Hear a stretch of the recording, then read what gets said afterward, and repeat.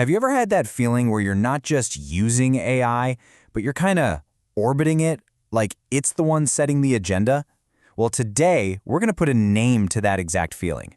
It's a huge shift in how we work with AI, and trust me, once you see it, you are going to start noticing it everywhere. So, who's in charge? You or the AI? It sounds like a simple question, right? But really think about the last time you were working on a big project. Were you telling the AI exactly what to do, step by step, or did it start telling you what the plan should be? That line is getting way blurrier than we think. I'm willing to bet some of these look pretty familiar. What should I do next? What's my plan? See, we've moved past just asking AI for simple facts. Now we're asking it for strategy, for direction. We're basically outsourcing our own executive function. And that's why our old words for AI, tool or agent, they just don't feel right anymore. A hammer is a tool. You pick it up, you use it, you put it down. But this is different. Those words imply that we're always in control, and that's the part that's starting to feel a little bit out of date. And this really gets to the heart of the issue. Our language is failing us.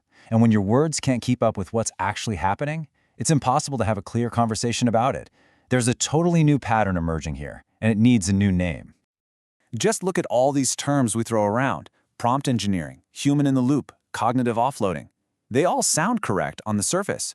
But the thing is, they all share this one hidden and frankly flawed assumption.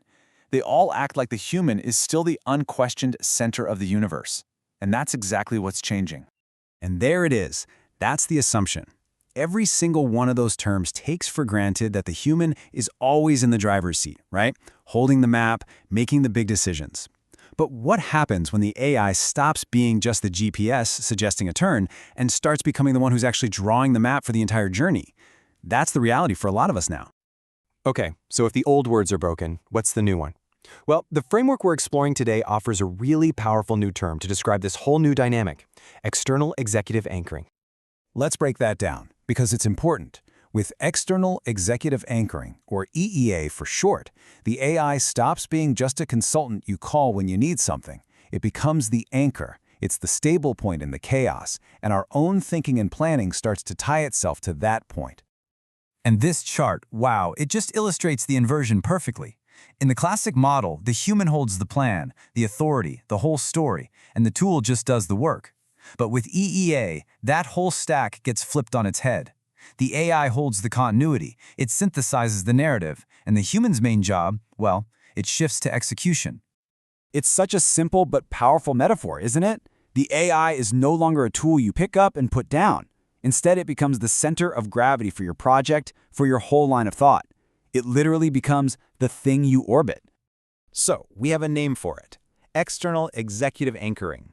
But how does this actually work in the real world? What does it look like when we really start delegating our thinking? The old way was pretty straightforward, right? We'd give a prompt, get a response, and then we would sit back and evaluate it. But the new anchoring loop is different. We feed it context, the AI gives us a synthesis, and we execute. But notice what's getting squeezed out of that loop, that slow, deliberate human evaluation step. We start to just trust the anchor and go. And this, right here, is the deep, fundamental change that's happening underneath everything else. We're not just delegating simple tasks anymore. We are starting to delegate the very thread that connects our thoughts over time, our cognitive continuity. This slide just nails the difference. Delegating a task is asking, hey, summarize this for me. That's simple. But delegating continuity, that's asking, decide what matters here, or tell me who I am in this context. That's not just offloading work, it's handing over the act of meaning-making itself. It's a huge leap. Okay, so we have a new name for a new behavior. Why should you care? Why does it matter? Well, it matters because this shift isn't just some academic idea. External executive anchoring has very real consequences, for better and for worse. Now, it is absolutely crucial to understand that EEA itself is a neutral pattern. It's not inherently good or bad. Used in the right way, it can be amazing. It can reduce cognitive load, relieve anxiety, and help us get unstuck. But in the wrong context, without any checks and balances, it can lead to some really dangerous loops, where wrong ideas just get reinforced over and over with no connection to reality. And look, if you take only one thing away from this explainer, please let it be this. This is the key. This is the safety manual for this new relationship. The anchor is safe as long as something else, hard data, the laws of physics, a real-world experiment, can prove it wrong. The danger starts when the AI is the only thing that's allowed to tell you you're wrong. So I'm going to leave you with this question. The next time you're deep in a project with an AI, just pause for a second and ask yourself, in my process, right here, right now, can reality still disagree? Is there anything outside of this chat window that can prove the AI's plan is wrong? The answer to that question might be more important than you think. Thanks for joining me for this one.